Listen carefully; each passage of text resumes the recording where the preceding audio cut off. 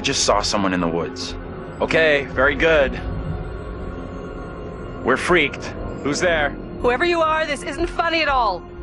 The demons are an integral part of the story of Little Hope. It's the crux of a lot of the things that happen, and that informs a large part of what we're doing. The starting point for each of the demons was the style of execution. They're based on a character that gets killed. That then informs how the character behaves, how it moves, how it sounds, and those are all brought together to give us that convincing, terrifying demon.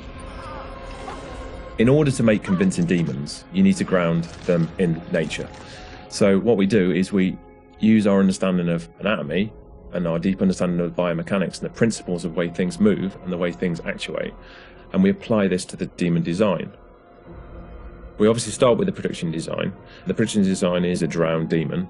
What we need to do then is look for extra reference. We have to look at stuff like autopsies. We'd look at what happens to the skin when it gets exposed to water for a long time. We have to look at creatures from underwater. We look at various types of fish. Loads of images and real-world reference helps, although it's slightly gruesome. This particular demon we're looking at is the one that's been hung. We didn't want to show the whole of this character, and right from the beginning we said, let's focus on the areas which are the most terrifying. And so the overall silhouette of the character was to be like this twisted rope. Her limbs had coiled, and so we were exaggerating the metaphor of this hanging. 1,000 years of being trailed along the ground, it had worn away her feet, the bones being worn down, the nails being broken off. She'd been in pain for a long time. The most key of all of the elements was the face and how we framed that, and that was that broken, twisted neck, one eye remaining, a tear coming out because it's that last remains of her soul. The noose was digging into her neck, and her tongue is actually so bloated and grown that actually became a feature for us in the game, that tongue actually becomes a grapple to get hold of some of the characters. To animate a demon, we would start with looking at how they walk or move forward. Some of them are dragging themselves, and then also how they would attack their victims, just flesh out the layout and the choreography of it. Mocap is a big help. Obviously, it's a lot faster than keyframing from scratch.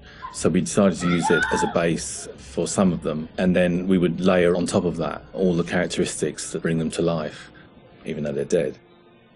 The Crush Demon in particular was difficult to work with because... And I think he did a great job. It was really successful. We've had to, again, add on to that to help with the weight and the believability.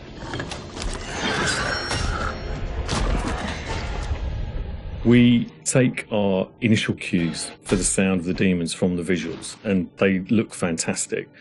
But then we have to take the sound of the demons beyond the visuals to give them a really strong otherworldly presence. We need each of the demons to be individually recognisable whilst maintaining that uncomfortable unfamiliarity for the player. What is that thing? So at distance you might hear the chains clanking or the vocal screams. But when you get close up to the demons, you hear lots of detail, the cracking of skin, the creak of the chains, the breaths or the sound of the icky vomit. We really want the player to feel the breath through the sound of the demon on their face. Angela, no! When we're thinking about the camera work for the demons, one thing that was really at the forefront of my mind was trying not to show too much, trying not to lose all restraint, and I think that's a really easy trap to fall into with CG in general, and especially with games that you've got all these monsters that you've built and you've spent a lot of time working on, and it's really easy just to go straight to putting everything on screen. But thinking back to some classic horrors, classic monster movies, a lot of times there the directors had to use a lot of restraint and just show little bits and pieces because they didn't have that kind of budget or that kind of effect to really make it convincing. And there's something about that I really like, that I wanted to bring back to Little Hope. So when I was directing the camera team, I asked them to show little bits, little glimpses, a clawed hand here, a shadow on the wall there, the chains rattling, whatever the key characteristics were of that demon. The interesting thing with that is that I think sometimes your imagination as a viewer fills in the blanks in a far more terrifying way than we really could. So we tried to build up that suspense, working up to this big reveal where you finally see full on in the light this thing that's been hunting you down in all its gross, horrific glory.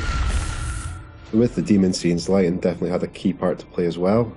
It had to work complementary to what we wanted to do with the cameras, but also there's some very specific things you can do with lighting that really lent itself to this task.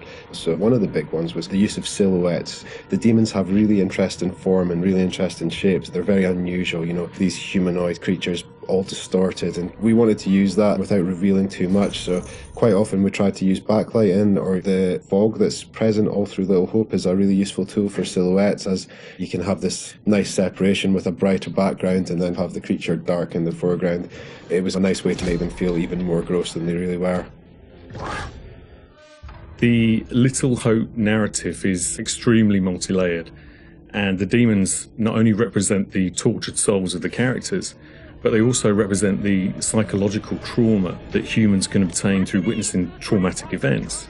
So when the game opens in the prologue and the main character is witnessing these traumatic events, we underscore this with really strong male Gregorian choir, which we use later in the game when the demons are attacking, to really strengthen and reference that psychological trauma with the tormented souls of the characters. Run! Now! The broken demon's the most terrifying because of the way it moves. It's really unsettling because you can't anticipate where it's going to go next. All the limbs are breaking and it's all moving in a really erratic way. So if you were to try and escape from it, you wouldn't know where to go because it might go there or it might go over here. So that's the most terrifying in terms of unpredictability, I suppose, and having a deep effect on your psyche.